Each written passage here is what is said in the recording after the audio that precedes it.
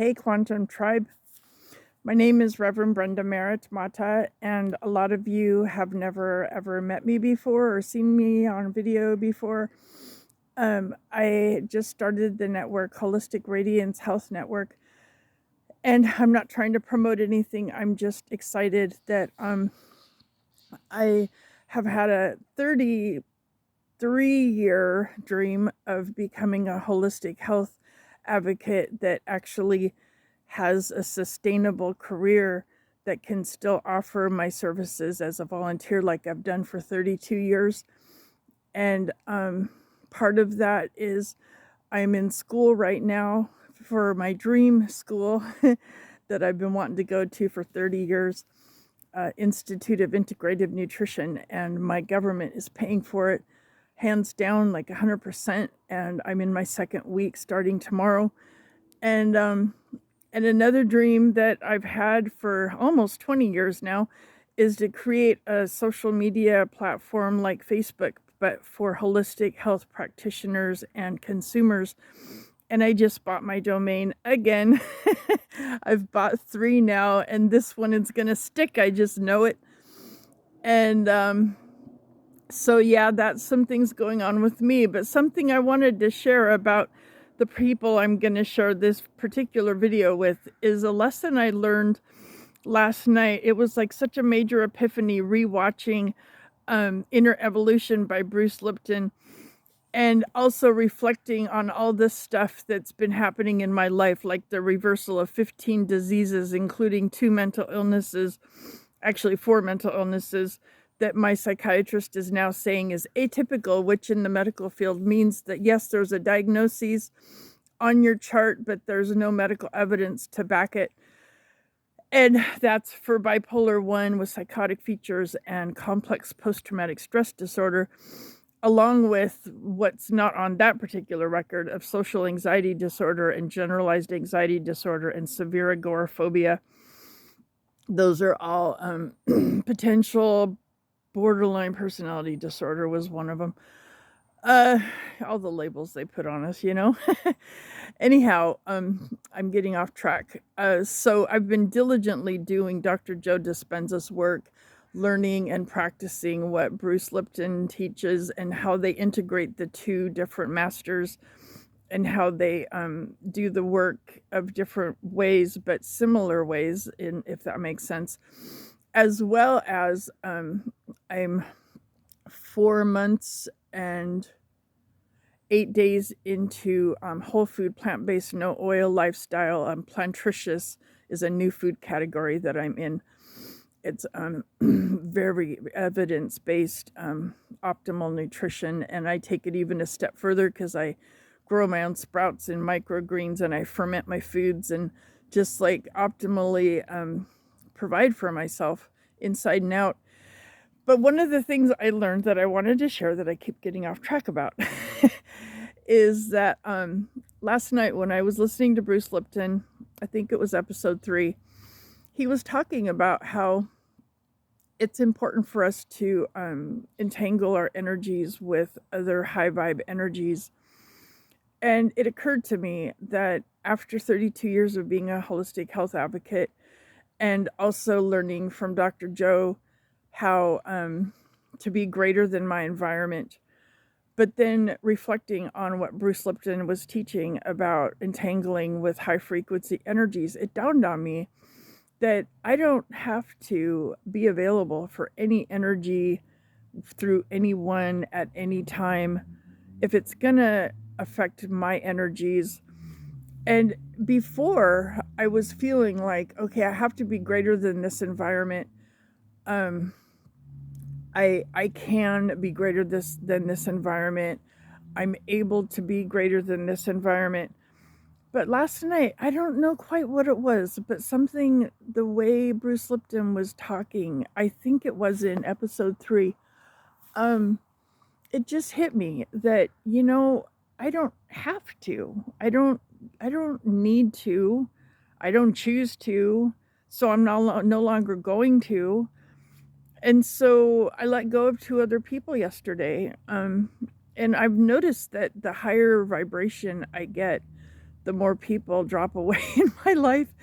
And it was most significant the third week of doing Breaking the Habit of Being Yourself while also learning about epigenetics at the same time. And I was a World Service Officer in Nicotine Anonymous, and I had 133 countries that I was responsible for outreach, and I had 12 sponsees that I was walking through the 12 steps, and I was a avid like NA, Narcotics Anonymous person, and going to meetings every day and working the steps and traditions. And what happened was I learned that that's all Newtonian in so many ways, on so many levels, and so disempowering, and so control over, and so the environment happens to me and not for me, and I'm so powerless, and I have no control, and I have to give up my will in my life. And no.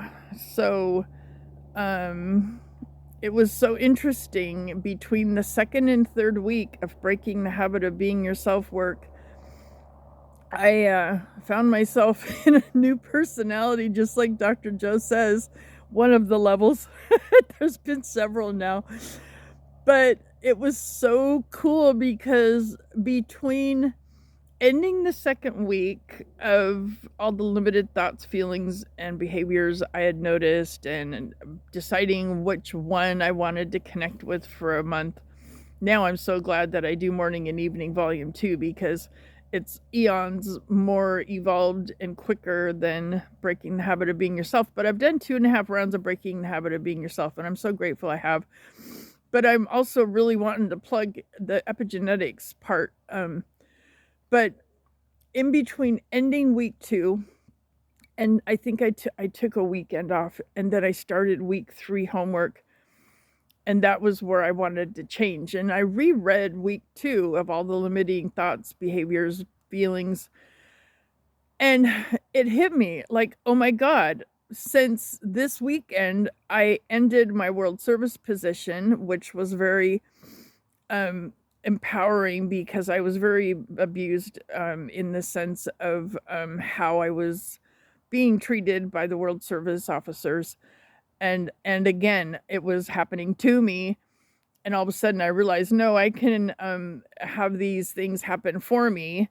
And so I learned from the gifts and the lessons from it and everything. And so I released myself from that position, realizing that there's many ways I can be of service in a world level. And I didn't have to stay entangled with that kind of environment. And thank you, Bruce Lipton, for even back then, like I didn't even really become aware of what it was I was doing, but I was disentangling from low vibe energy, the low vibe of criticizing, blaming, shaming, pointing fingers, like all that stuff, being like very ruminating as far as how things are happening to people and how I'm happening to people. And then I let go of 12 sponsees that I was walking through the 12 steps with, and went through all those emotions with them and how they reacted, because none of them responded. And I was pretty proud of myself that I did do pretty well with responding. And I noticed some things that I have in common with what Dr. Joe talks about, as far as I wanted it more than anything in my life. I wanted a new personality, and I wanted a new personal reality more than anything in my life. And I wanted to fall in love with my life, the past, the present, and the future. I had watched a lecture, and he made it so perfectly clear to me in my mind when he drew a stick with his hand, and just talked about how in the quantum field there is no time. All time is this stick. And you have to fall in love with this stick of time in order to fall in love with your unpredictable future and release yourself from the predictable known past, so you'll quit producing the predictable emotions that you're addicted to into your future. It all made sense to me. And I was still on antidepressants, and I was still very depressed, and I was still very lethargic, and I was still very, very addicted to 3 pounds of candy every 2 days. and 12 ounces of animal food and addicted to cheese because it produced morphine in my body. And it was my pain reliever. And I don't know what I remember is the reconditioning the body to a new mind meditation. I relied on that to help me elevate my emotions, and that day it really worked. I elevated my emotions so much that I couldn't sleep, I couldn't eat, I couldn't come down. I was like up in the fifth dimension, like yeah, I was like out there, and so elevated to where it wasn't like integrating. But I fell in love with my life that night, and I cried so hard. I was so grateful. And the next day I woke up and I had, for the first time, a memory rather than a major flashback of one particular situation of sexual abuse that was horrible, that I'm not going to get into right now, because I did in another video very, very vividly. But anyway, I was being abused on the side of a street in downtown Seattle in broad daylight, and people were walking by, and I was 15 screaming for help, and they were ignoring me. And for decades, that plagued me, like, how could people treat people like that? And I felt so victimized and so betrayed and so deceived. And that morning when I woke up, I saw all their faces. I saw his face on top of me and all these things, everything. It was like I was there, I swear to God. And at least 9 feet outside my body, probably way more than that, all I felt was love. And I can't describe in words how freeing that was for the first time since I was 15, and I'm 58. 43 years. So I had to want it more than anything in my life. And I had to fall in love with all of it. And I had to also, Reverend Michael Bernard Beckwith from Agape International Spiritual Center taught me that I have to say my sacred yes. I get to say my sacred yes. And I get to realize that the universe is constantly conspiring for my greatest yet to be. And that's part of spiritual evolution he talks about in a life visioning book. And lately I've been experiencing the highest evolution of spiritual liberation, and that is for spirit to work through me, not with me, not me being able to work spirit, but actually being open and letting spirit work through me. And it happens mostly in the morning, early morning. And I've been not doing my morning and evening volume 2 meditations, and I've felt the repercussions of that. However, I've also experienced the creativity coming out of my unconscious to my theta into my low beta, and being able to really produce some amazing experiences.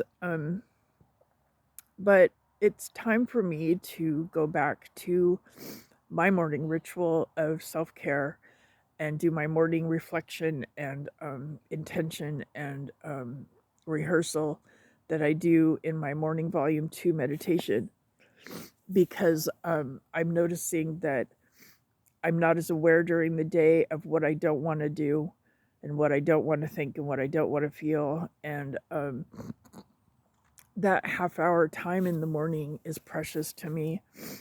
And I'm sure that the creativity will be even more organized perfectly if I give myself a chance to set my day straight. So that's enough out of me. Again, another 14-minute video. And if you listen to this, I am grateful that you took time out and got to know me a little. And I'm always available. I have a calendar app, and I've set up the times that are outside my school focus area. My school focus area is 11 a.m. to 4:30 p.m. Pacific time.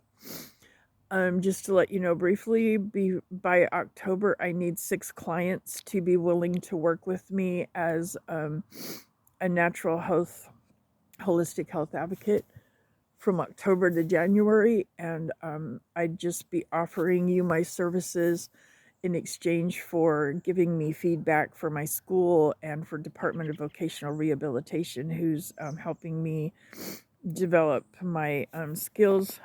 I have bugs.